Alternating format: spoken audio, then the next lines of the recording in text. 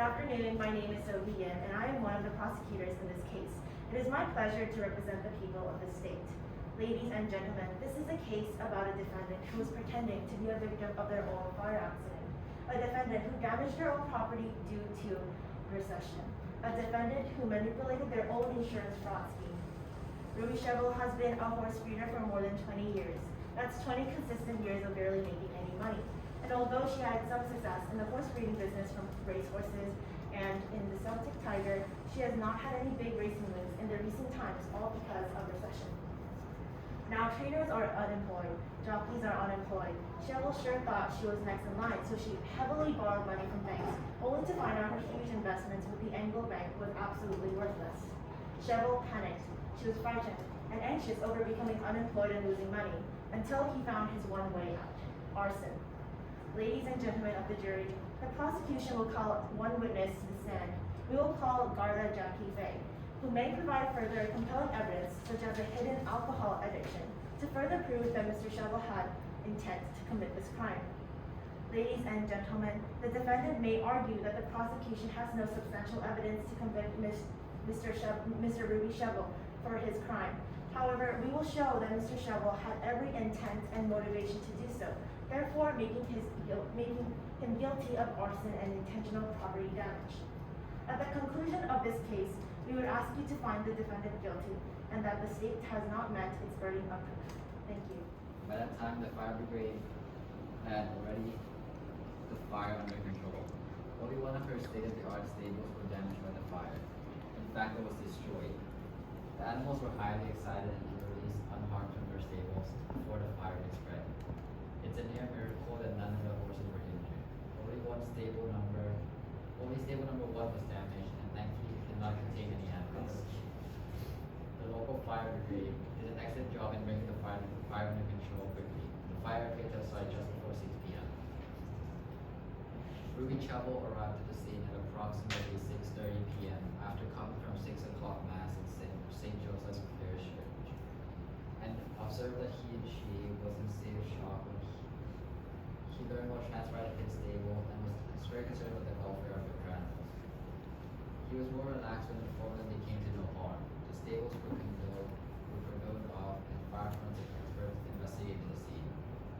In the rubble of stable no one, an old Bunsen cigarette lighter was found by the forensic team. It was a Minerva model which would have been normally used by ladies. I discovered that it was the property of Mr. Cheval. Forensic experts established that the fire was started deliberately and it was ignited in 2 locations in stables number 1.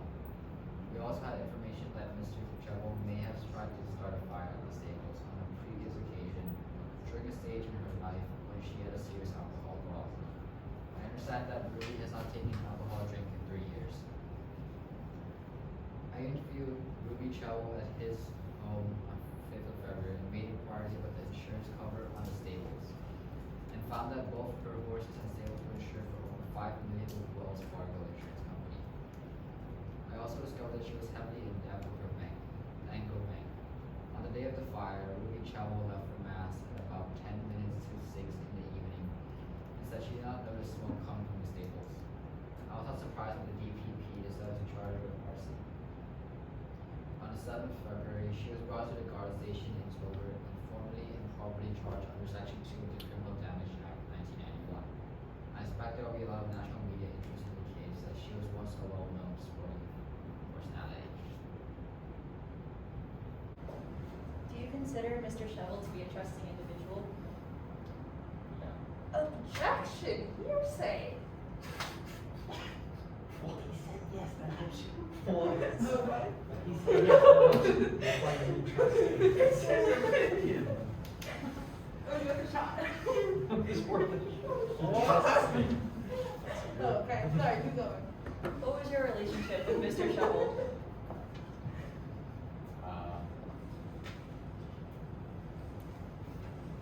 Came to check on the fire. What is your understanding of Mr. Cheval's alcohol consumption, both past and present? He used to have an alcohol problem, but he has not taken alcohol drinking in 3 years. Do you believe that Mr. Cheval's coherence has ever been hindered due to alcohol consumption? Yes. What is your current understanding of Mr. Cheval's relationship with Anglo Bank? He lost a lot of money from investments using Anglo Bank. Were you aware of the fact that Mr. Cheval's savings to Anglo Bank are now considered as worthless? Yeah. How would you describe Mr. Cheval's personality when it comes to monetary gain in equestrian competitions? Sorry, can you repeat that? How would you describe Mr. Cheval's personality when it comes to monetary gain in equestrian or horse competitions? I would say she's pretty well known in games. Do you believe Mr. Cheval to be in the profession for money and glory or an underlying love for animals? I think obviously money and glory, and also a bit of the animal love. What is your knowledge of Mr. Cheval's prior motives to start a fire at the stables, if there are any prior motives? Maybe because she was in need of money for the insurance. What are some of the previous destructive behaviors Mr. Cheval has attempted either to himself or others? Well, he had tried to light the stable on fire during his use of alcohol. Can you elaborate more on that? Objection, hearsay, come on. Overruled. On a previous occasion when he had a serious alcohol problem, he tried to light the stable on fire. Has Mr. Cheval had any other incidences similar to this when it comes to dealing with fire and pyromaniac behavior? Oh.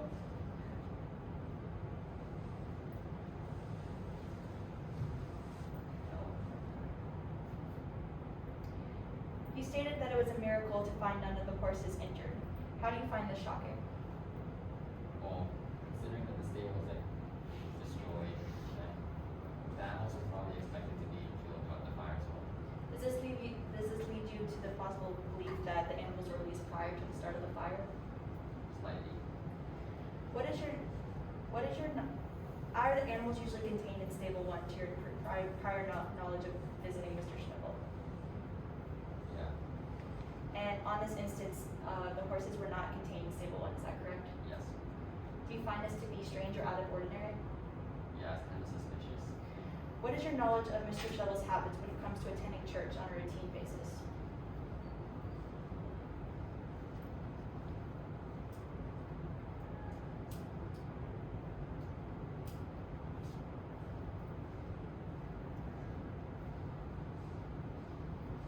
He doesn't really go to church. So the instance on which the fire was started seems to be out of the ordinary. Yeah.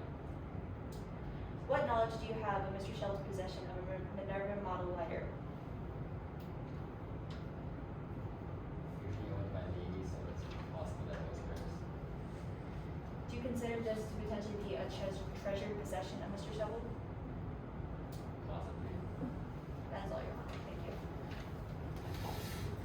For the whole truth.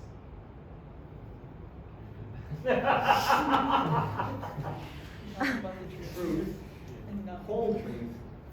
Nothing but the truth. I promise to tell the truth, the whole truth, and nothing but the truth. You may now read your statement. I am very proud to come from an equestrian background. I have been engaged with horses since a little boy, and as a young boy I won many jumping competitions around the country, including at the Royal Dublin Society grounds in Ballsbridge. Later in life I married a successful business person who decided to live in Ireland after she made huge profits in gold mines in South Africa. We bought the beautiful stud farm in October, a historic stud farm which is a true jewel of Irish heritage. We had 2 children who are grown up and living abroad. When my spouse died, in 2009, I inherited the stud in October and I continued to run it. If it is a fact that the fire was started deliberately, I had absolutely and utterly nothing to do with it. I simply cannot understand how anybody would want to do such a thing and cause harm to animals. People who would do such a thing certainly would have no love for animals. I have always had a love for animals, and not just horses. I have recently joined the Green Party and am an active member of the party's animal welfare committee.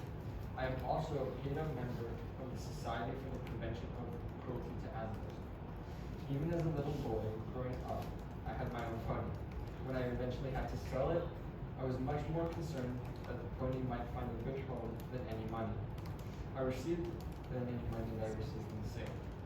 Money was always secondary in my life, and I have always been motivated to use my skills and talents in the way God had given me, and that was in breeding and rearing of horses. I got great satisfaction selling the 2-year-old horse, which might later become a great champion. Even if that was not the case, I still enjoyed my work as a contributor in the turf industry. Horses are in fact part of my life. I would never harm an animal for financial gain. It is true that I had a high premium insurance on both my animals and beautifully restored stables.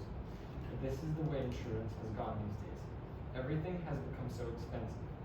So much so that I had to borrow a lot of money from the bank to pay for costs. There is a recession in the industry now, and animal sales are not so good with many people unemployed. Even my own investments have hit rock bottom. This is a sign of the times we live in. As regard for the minor Ronson lighter, which has found at the scene of the crime, I accept it looks like my lighter, but the forensics team could not conclusively prove for certain that it's mine. I have not seen the lighter since I gave up cigarettes about 2 years ago. This type of lighter is now out of production and has become a collector's item. My late spouse gave it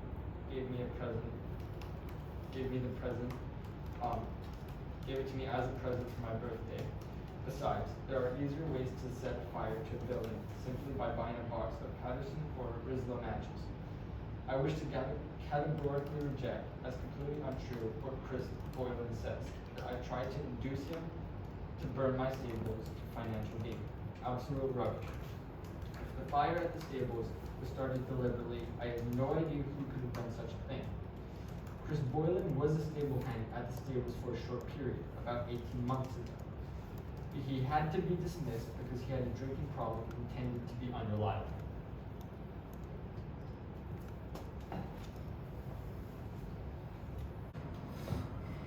When did you acquire the Minerva lighter, and what location of which do you store the device? I acquired the lighter from my late spouse for 2009, and I don't know where it's been stored because I have not seen it in over 2 years. Where was the device originally stored? The device was originally stored on my person. Did this device have any sentimental value? This device does have sentimental value. It was given to me by my late spouse before she died. Have you ever had any legal repercussions due to your alcohol consumption? I have not. Can you please outline your previous usage of substances? Objection, relevance.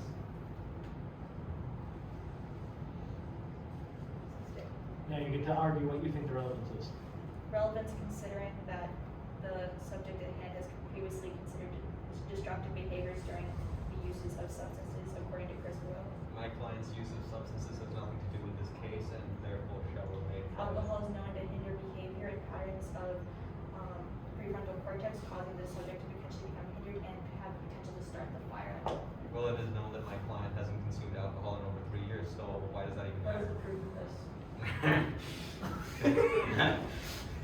We have proof, okay? We can pick, what is the proof that the subject at hand did not consume alcohol at the murder, or at the Murder. Have a You drug asked test about right here, it says. previous violent behavior with or without alcohol.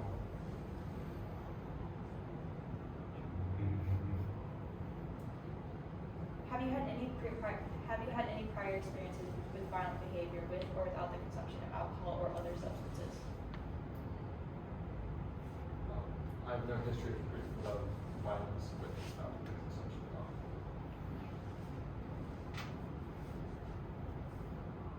Were you ever determined to be unfit of ownership of animals and competed at a national level due to your substance abuse?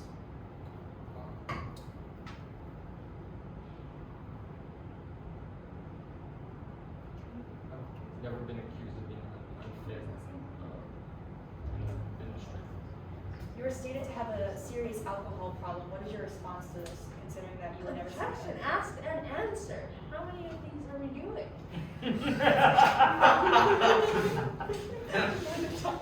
They're leading. I've heard enough around the issue of prior alcohol use. Have you ever conspired with the intent to destroy your personal property for financial gain? No, I reject any statement saying that I have. So you're saying that Chris Boyle is lying? Yes. What was your previous relationship? What is your previous history and relationship with Chris Boylan? Chris Boyle used to be my stable hand but I had to fire him about 18 months ago due to his unreliability and drinking problems. Please outline what you mean by unreliability and drinking problems. He was unreliable, stable hand and was not able to do the tasks at hand. Did you fire Chris Boylan before or after the alleged timeline that you asked him to help burn down the stables? I fired him after. So you admit to helping him to talk to him about burning down the stables? No, I reject any. But you just said you asked to fire him after. It is untrue that I tried to induce Chris Boylan to commit arson for financial gain.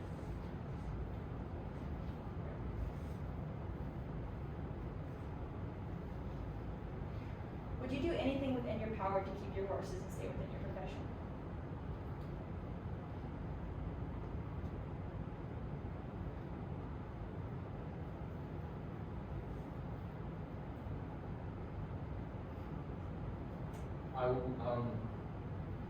I would do anything in my power to keep my horses safe. I would never harm them and I would never. So hypothetically, if you were out of money and you'd have to sell your horses, that would seem like a plausible feasibility. Jeff, I didn't pay. Your objection is speculation. Speculation, my bad. What I'm gonna say is, I'm going to sustain the objection, but you wanted to make it 2 questions ago. It's like telling a boxer not to hit somebody after they hit him once.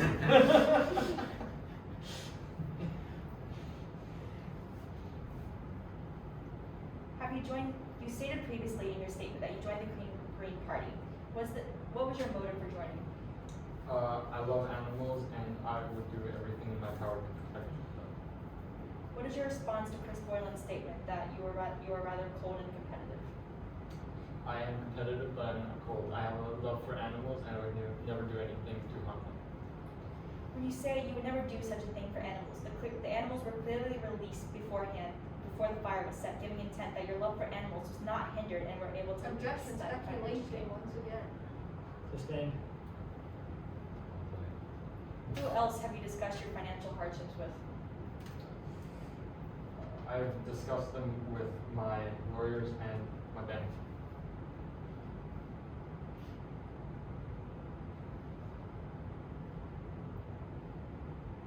Have you had any prior contact with Chris Boylan in the last 18 months since his firing?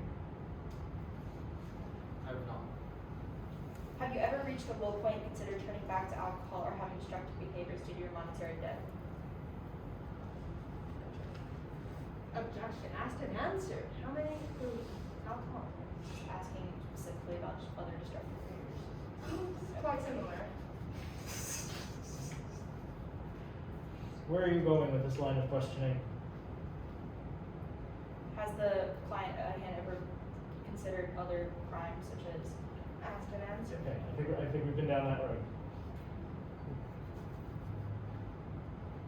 have you ever conspired with anyone with the intent to destroy your personal property for financial gain? I have not. Do you usually store your horses in stable 1? Yes. Why were they not in stable 1 the night of the fire? I do not know. So you're saying you don't know where your horses were? Or why they were not in stable 1? Objection, speculation. No, that's actually. Let's speculate, those are his horses, he needs to know where they are. To my knowledge, my horses should have been in stable 1. I do not know why they were not. else do you have helping you with your horses, considering you fired your seemingly only stagehand? I am the only one who's taking care of So the you're horses. telling me that you didn't know where your horses were the night of the murder, or the night of the fire, despite you being the only one that had access to the barns and stables? I believe to have left them in stable one. That is all, Your Honor. Thank you. Good afternoon, ladies and gentlemen. Again, my name is William, and I am one of the prosecutors in this case. In my opening statement, I mentioned that I will call Garda Jackie Fay as a witness to testify to the defendant's guilt. And after much examination, the prosecution side would like to ask you to find the defendant guilty as charged with the intent to arson.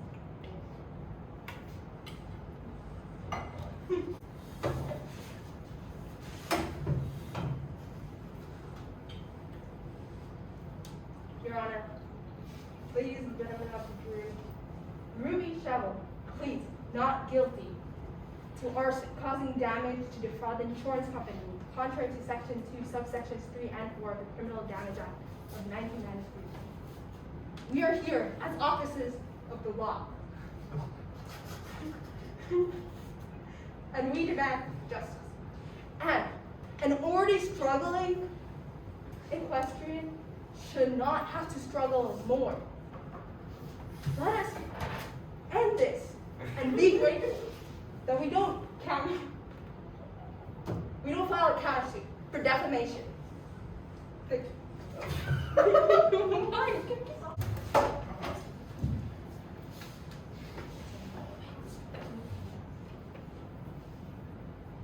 Mr. Fahey I'll call him Mr. Fahey. Mr. Fahey, to the best of your knowledge, is it conclusively proven that my client was guilty of this charge of arson? So why do you think that Mr. Cheval was the one who started the fire? All the factors are supporting the idea that he did it. So do you believe that Mr. Cheval doesn't have emotional attachment to his horses? Well, I know that he does, but the big picture, if he doesn't have enough money, he will have to divorce side of it. But that's strange. You earlier claimed that he didn't have emotional attachment to his animals. What I'm saying is he did this because he didn't have that much emotional attachment. You're saying it because, sorry, what? He didn't have that much emotional attachment to his horses.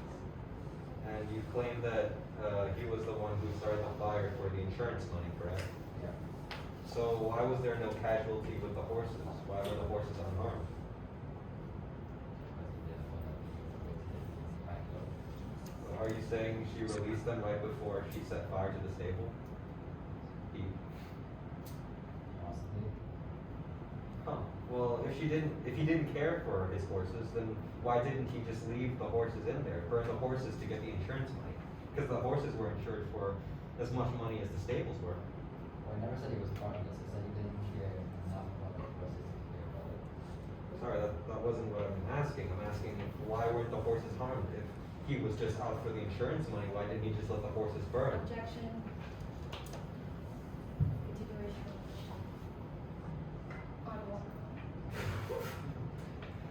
If I'm the only judge here, I feel like I've got the question answered. Right? I feel like you asked it and I have an answer. We can go to the next one. Okay. So my client's having a tough time selling the horses. So why not just burn the horses? And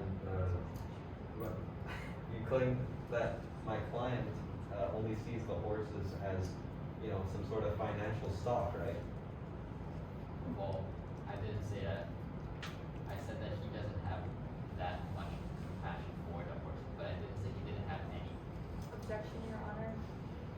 I feel like this is sort of like the alcohol question earlier. I feel like I've got what I need here. Okay, well, On this topic. do you think it's possible that he actually cared for his horses a considerable amount? Objection. Yes. No question. Okay. Well, that means you're contradicting yourself. So then I guess you were untruthful. And so, Your Honor, if he was wrong about this, then what's to make us believe that he's right about the cause of the Objection, fire? speculation. I would say that I have heard the following, that the defendant, I would say that the witness has testified that the defendant didn't care so much about horses that he was unwilling to put them at risk, but did care enough about horses that he was willing to give them a fighting chance while he set the barn on fire, the stable on fire. I feel like I've heard that testimony. All right, well, they're arguing that my client is out for money. And we'll get some from the burned stable, We'll get some from the burned stable. without needing to kill the horses, although that was a possible outcome that the defendant was willing to risk. Well, then no further questions, Your Honor. Can she ask questions? Yeah. Mr. I would think so. Objection to Oh, what? Objection to your Wait, so I objection. can't. I mean, what would happen in a court is you could write down a question and you could ask. Yeah, I just like Google have it. You know, you'd write something down and you'd say. Mr. Gardy Jackie Fay, you may now return back to your seats. For defense. Okay, well.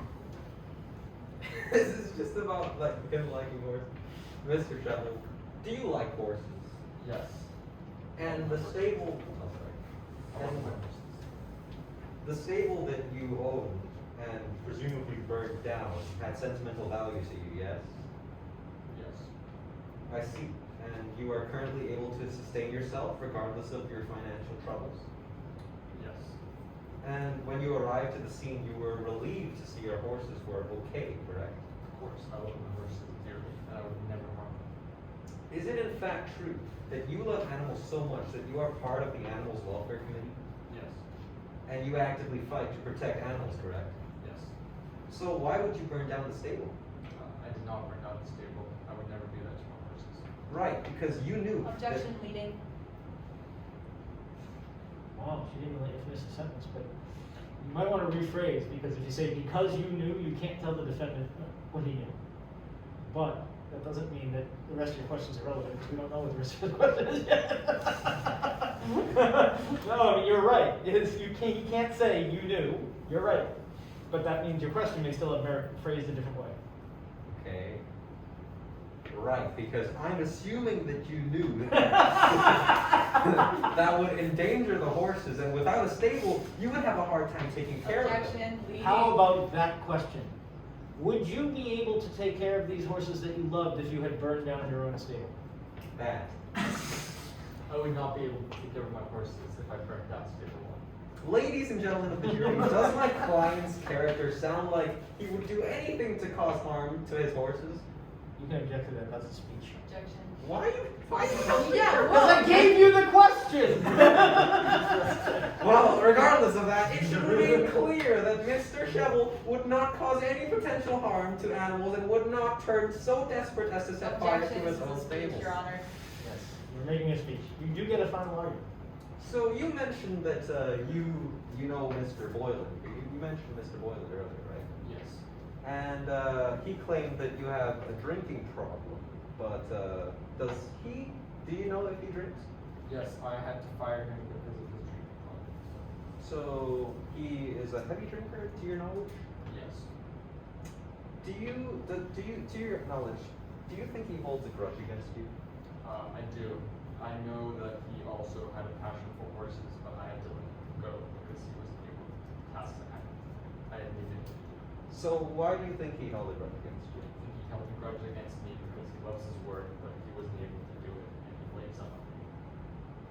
Well, let me paint you a picture. He got fired, and he was pissed. Pissed that he got fired. Objection, speculation, Okay, leading. it's more like Objection, Your Honor. it's hypothetical. The objection is sustained. Did you notice what happened when you said, "Let me paint you a picture"? Okay, yes. Okay, yes. Okay. Oh. No further questions.